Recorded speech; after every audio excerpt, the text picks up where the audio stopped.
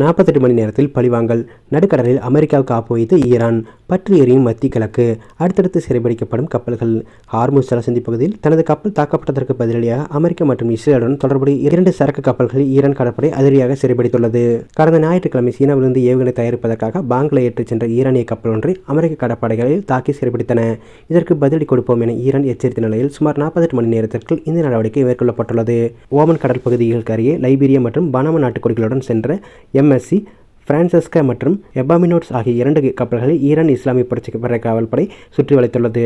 கப்பல் மீது துப்பாக்கிச்சூடு நடத்திய காவல்படையினர் பின்னர் அவற்றை முழுமையாக தங்கள் கட்டுப்பாட்டுக்குள் கொண்டு வந்துள்ளார்கள். இது தவிர கிரீஸ் நாட்டுக்கு சொந்தமான மற்றொரு கப்பலும் சிறைபிடிக்கப்பட்டதாக தகவல் தெரிவிக்கிறது.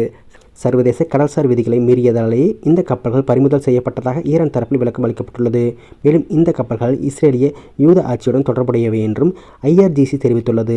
இந்த சம்பவத்தை தொடர்ந்து ஜலசந்தியை முழுமையாக கட்டுப்படுத்த ஈரான் நாடாளுமன்றத்தில் 12 அம்ச திட்டங்கள் தாக்கல் செய்யப்பட்டுள்ளது. இதன்படி இஸ்ரேல் மற்றும் அதன் நட்பு நாடுகளின் கப்பல்கள் ஜலசந்தியை பயன்படுத்த தடை விதிக்கப்படும். பாரசீக வளைகுடா என்ற பெயரை அங்கீகரிக்காத நாடுகளின் கப்பல்கள் அனுமதிக்கப்பட மாட்டாது.